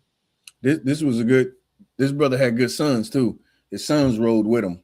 A lot of us, our hope and our prayers is that the kids that we had before the truth would eventually come in and be a part of the truth. Or if you came in the truth now and your kids are older, like to have your sons roll with you so heavy, like I think it's beautiful, right? Imagine having even your old homies that you grew up in the world with some of them, if they come in, like it's truly a miracle for God. Some of the niggas that we knew in the world, you know what I'm saying? But imagine having all your sons roll with you, like you all not only loved the Lord, but had an immense love for your people. So much so, man, you saw what was going on and you just rent your clothes and put on sackcloth and just went into full lamentation, full mourning to see the condition of your people. Keep going. Con out of one con. This is the book of First Maccabees 2 and verse 15. In the meanwhile, the king's officers, such as compelled the people to revolt, came into the city of Modin to make them sacrifice. Verse 16. And when many of Israel came into them, Mattathias also and his sons came. Mattathias also and his sons came together. Verse 17. Then answered the king's officers and said unto Mattathias on the wise, Thou art a ruler and a honorable and great man in this city, and strengthened with sons and brethren. Now therefore come thou first and fulfill the king's commandment, like all the other heathens have done. Yea, and the men of Judea also, and such as remain at Jerusalem, so shalt thou that thy house be in the number of the king's friends, and thou and they and thy children shall be honored with silver and gold and many rewards. Listen, Commander Gianna said that he went through this. Some snake comes and try to offer you the bag. That's what's happening here. They see that Mattathias is a strong man and has people follow him, right? He's a leader amongst men. And even the heathen recognized the strength of him and his sons and his brethren. And so what did he do? What do they do with many of the people, of the black people that you see now? You think some of these black people you think some of these black people got where they got on talent alone? They didn't. They took the bag. They became traitors to their people. Again, a lot of people look at Jay-Z, and of course, I love this music coming up. You know what I'm saying? Mid to late 90s, love this music coming up. But what he did with that Colin Kaepernick situation was vile and disgusting. Like, to me, you see brothers, they give up a certain amount of themselves to become part of this nation. And they're raised up because of it. Same thing that they're trying to do here with Mattathias. Look, you'll be a friend unto the king. You'll have riches. Like, who doesn't want that stuff? Who doesn't want that? If I wasn't in the truth, right? Now I can't even say that because I can't see myself getting down with the devil. But there's many brothers that would look at and be like, I want to be a friend with Donald Trump. You know what I'm saying? I would love a silver and riches and a title, and who wouldn't want that? Like, everyone wants to live good with money in their pocket and to have land and women and everything else. But it takes a special brother to be like, nah, I don't want none of that. I'm really riding for my people on this one. I'm not gonna be down with this evilness that you got going. And that's even in the world. I'm gonna come back to y'all with them. That's even in the world, right? Of course, in the scriptures, these brothers, first and foremost, love the Lord above anything. But in the world, it's a special kind of brother that can turn down that bad. Turn down that bad and say, nah, that's slimy. I ain't doing that. Go ahead, y'all with them. Salaki, sir, can y'all hear me? Go ahead. Most High Christ. I was just gonna say, just like that Michigan coach, you know what I'm saying? He got a little bit of power. Sorry, sir. My fault. Yeah, like that Michigan coach, that brother, man, he got a little power. As soon as he got a little power, he already had one Edomite. He said, go ahead, let me get a little Edomite on the side. He was probably about to get a whole horde of Edomites because that's all he ever wanted to love. The brother was also recorded talking about how, you know what I'm saying, he don't see color. He got his wife. He got mixed kids, this, that, and the third. So he don't see color. And what that tells you is, as he grows in stature, it's not for his people. Mm-hmm. As he grew in stature, he could have became the head of all football, whatever. Mm-hmm. It would have not been for the benefit of his people. It could have only been for the benefit of them. Why? Because that's who he gave his greatest love to. That's who he married. That's who he honored. That's who he did it for. See, he was a great American. Just like a lot of, like I read earlier, a lot of brothers became great Alexander Jews or great Egyptian Jews. He was a great American. And that's exactly the problem. We got to get rid of great Americans and get back to Israelites. Get back to being who God called us to be. Salaki. But yeah, that man, he coached Michigan. I don't know if he coached Michigan. Salaki. Yeah, no, that's actually a heavy point. Like that's a perfect example. I bet he see color now. I guarantee you, he didn't see color before. I guarantee you, he see color now because they are going to crucify his black ass for sure. Let's keep going. Count out of one count. There's a book of First Maccabees. Oh, Salaki, my fault. I just want to say he coached me. Go ahead. First Maccabees chapter 1, verse 19. Then Mattathias answered and spoke with a loud voice. Though all the nations that are under the king's dominion obey him and fall away, every one from the religion of their fathers, and give consent to his commandments, yet will I and my sons and my brethren walk in the covenant of our fathers. Verse 21. God forbid that we should forsake the law and the ordinances.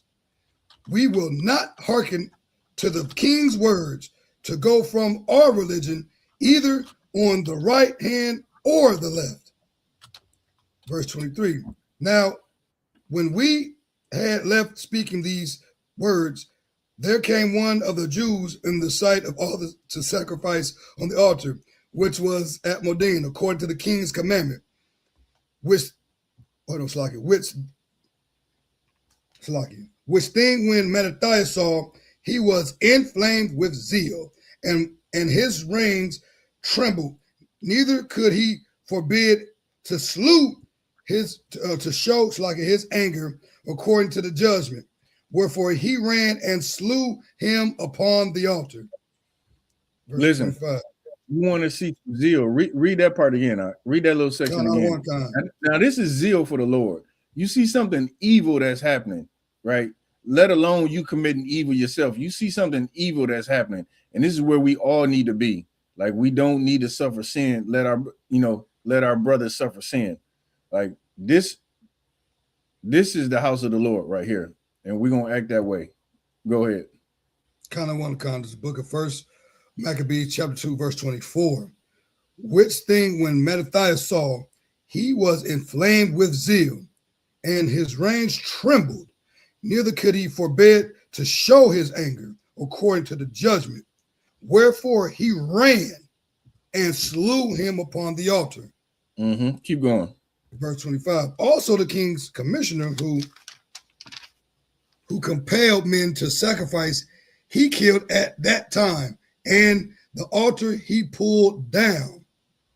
Verse 26. Thus dealt he zealously for the law of God, like as Pinus did unto Zabrin, the son of Shalom. Go ahead. Real quick, that's the Levite who when it was getting the law. That's how the Levites got the covenant. I believe so. I have to look it up because I don't remember off the top the name, but I believe so. Verse 27. And Mattathias cried throughout the city with a loud voice, saying, whosoever is zealous of the law and maintaineth the covenant, let him follow me. Now again, you bring that up. This was the same thing that Moses did. You know, Moses, like, you want to stand for the Lord. The Levites rushed to his side. You know what I mean? Keep going. Count out of one kind. Verse 28. So he and his sons fled into the mountains and left all that ever they had in the city. Verse 29. Then many that sought after justice and judgment went down into the wilderness to dwell there, both they and their children and their wives and their cattle, because afflictions increased sore upon them. Verse 31. Now when it was told the king's servants and the host that was at Jerusalem in the city of David, that certain men who had broken the king's commandment were gone down into the secret places in the wilderness, they pursued after them with a great number, and having overtaken them, they camped against them and made war against them on the Sabbath day. Verse 33. Right. So They these said is unto brothers. them, These brothers let didn't that roll with Matt. You hear me? Can you hear me up? These brothers didn't roll with Yeah, Mattathias. you good, sir. Most High in Christ.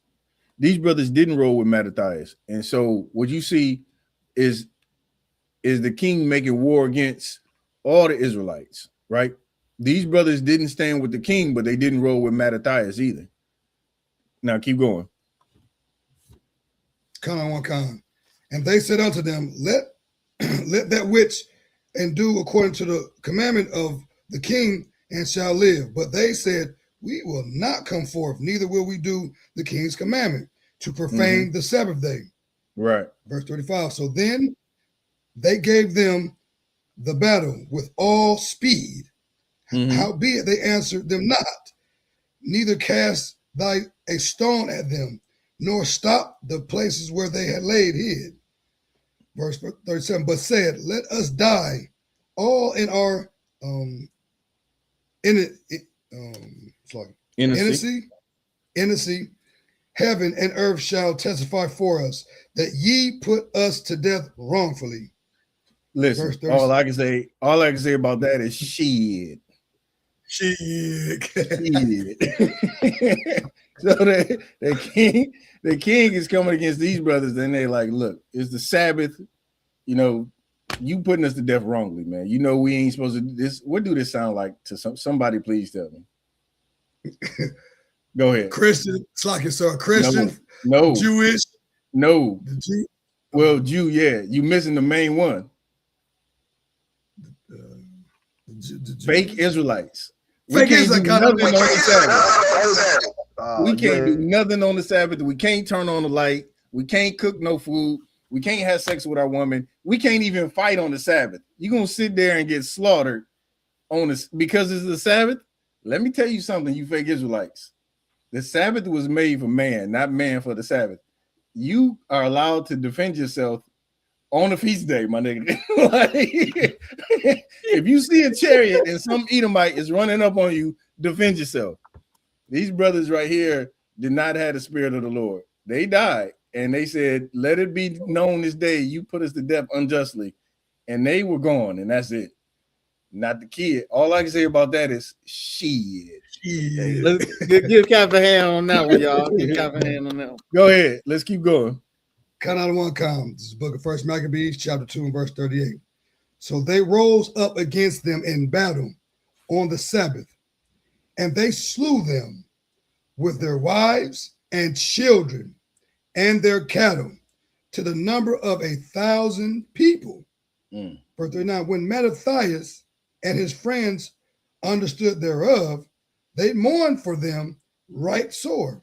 And one of them said to another, if we all do as our brethren have done, to fight not for our lives and laws. Read that part again. And one of them said to another, if we all do as our brethren have done, and fight not for our lives and laws against the heathen, they will now quickly root us out of the earth. Right. So this was logical, right?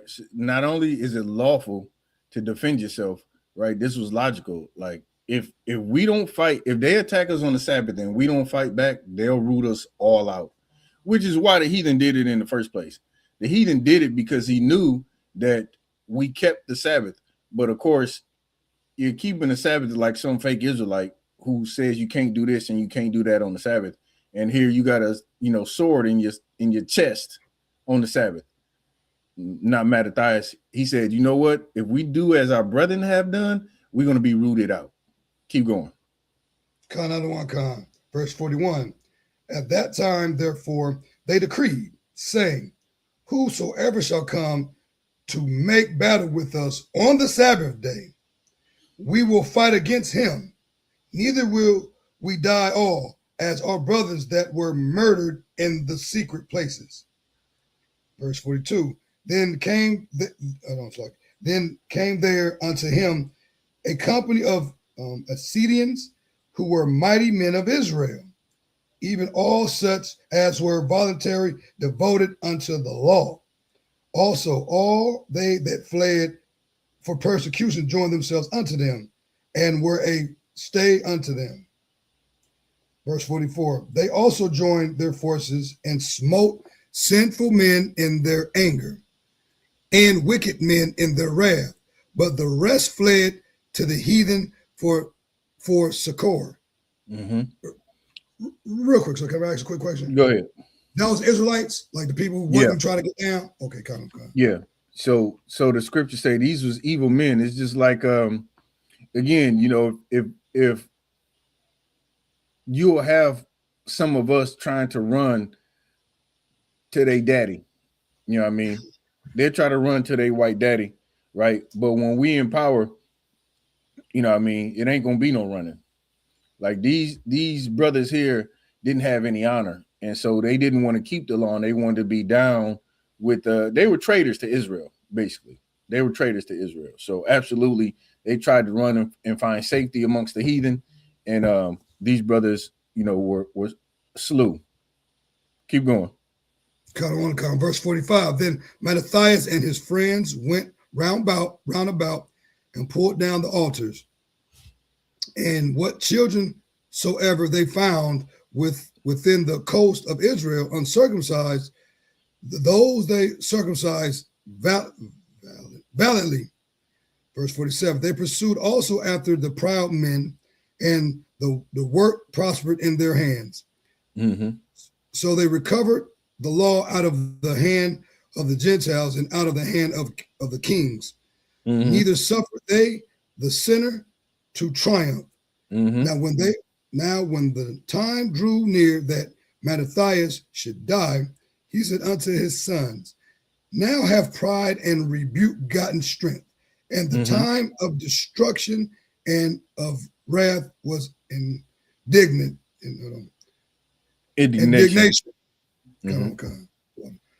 Verse 50. Now therefore, my sons, be ye zealous for the law. Read that again.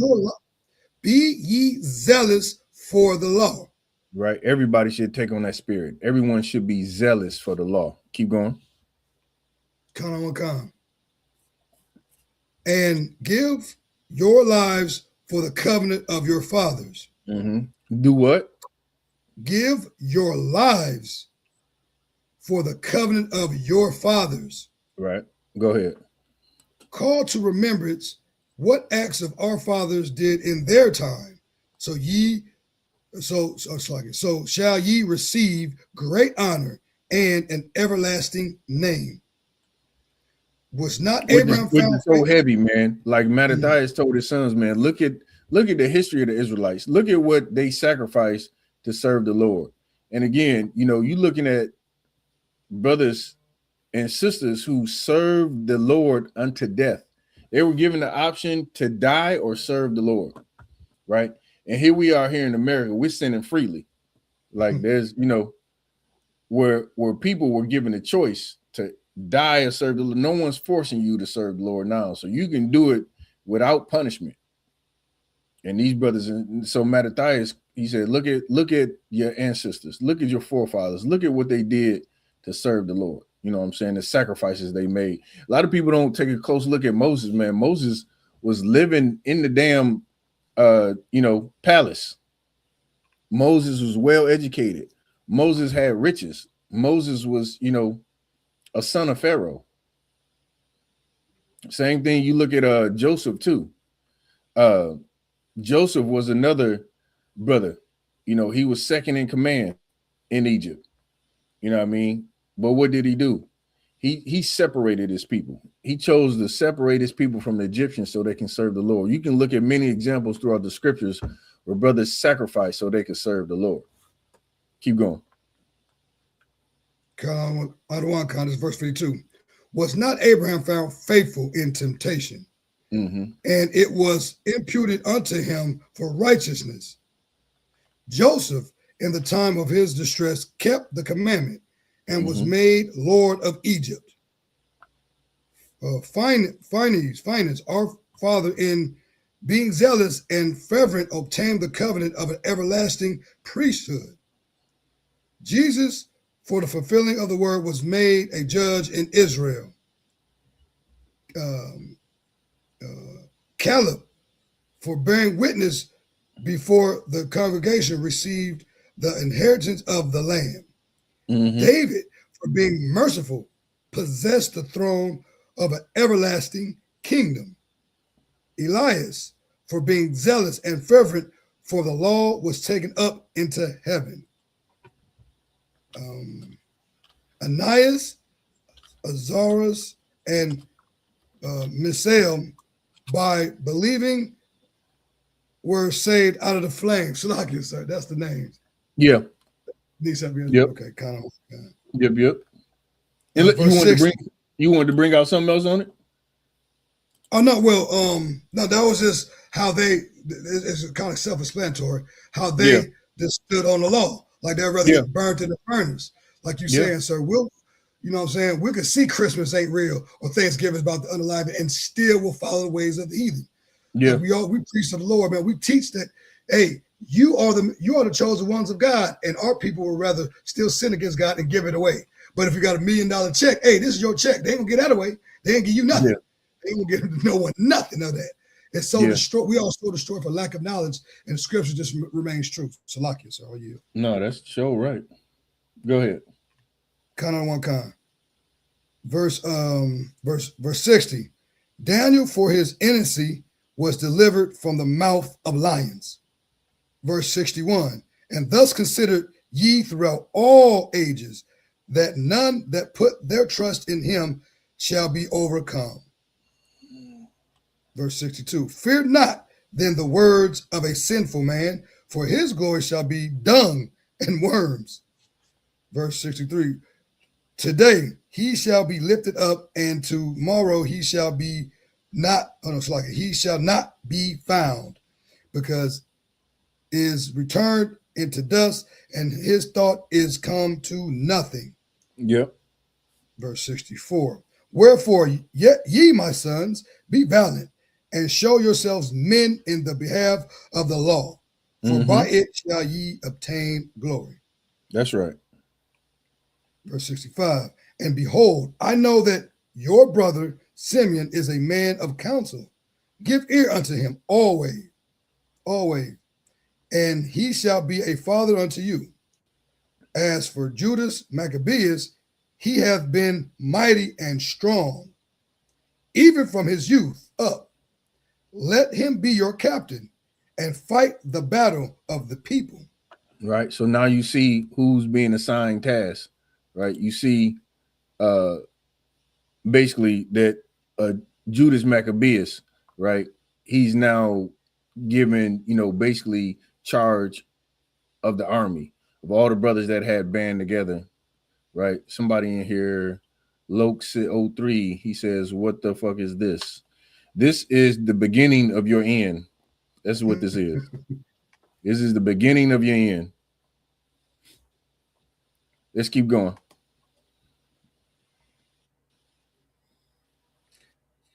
Kind of one kind. Verse 67. Take also unto you all those that observe the law, and avenge ye the wrong of your people. Recompense fully the heathen, and take heed to the commandments of the law. Verse 69. So he blessed them and was gathered unto his fathers. Verse 70. And he died in 146 year, and his sons buried him in the sepulchre of his fathers at Modin, and all Israel made great lamentations for him.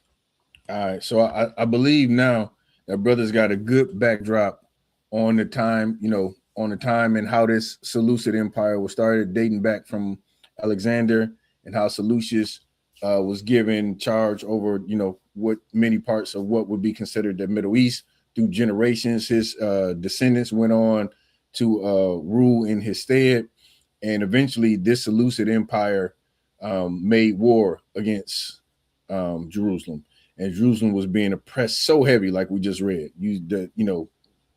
The horrible things, from murdering infants, murdering mothers, murdering people who did the circumcision, right? All these things was happening, and oppression was super deep, which led to the Maccabean revolt, which is documented in history. So again, if anyone says, if they question the validity of the Apocrypha, then they just ain't read enough history. So I would highly recommend that brothers go do a little bit more reading on that Seleucid Empire and all the different battles that they fought. Their fight against Jerusalem was only one. They had many nations that they conquered for sure. You can see he even went against his general's descendants, the Ptolemaic dynasty. He went against that as well. So before we get out of here, I just wanted to I asked Quatazar to get it, but I actually got it up. I'm just going to share real quick. So Sakan, you have brought out Galatians 3:28 earlier. Let me see if I can blow this up for y'all. Can y'all see that? Come on, sir. All right. It must be tough. Is it tough to see for everybody? I see it, but I can't make it out. It's hard for me to make it out. Maybe it's my screen. Is it small for everybody else? No, it's big, but it's like I can't, it's hard to make the letters out. That's all. You might need glasses, my brother. Everything ain't funny, priest. Everything ain't funny, y'all. Keep keen the can though. All right. So this is Galatians 3:28. Here it is. Can y'all see that? There is neither Jew nor Greek. Oh, I messed that up. Hold on one second.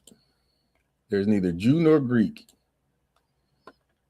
Now, you go and look this up. What do we see here? Helen.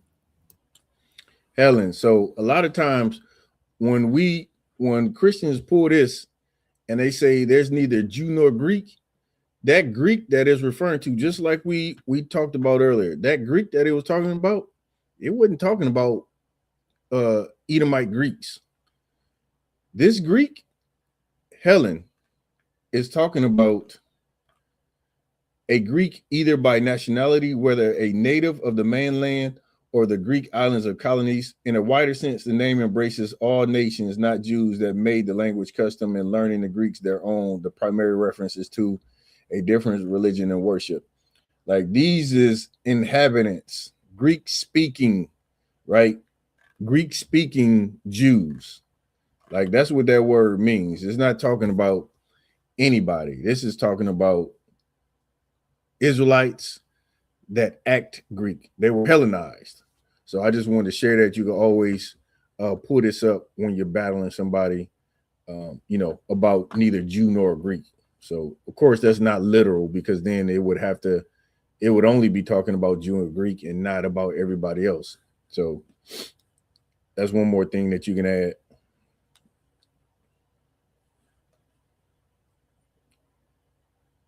All right. Any questions before we get ready to get out? Sluggy, so I have one question. Go ahead.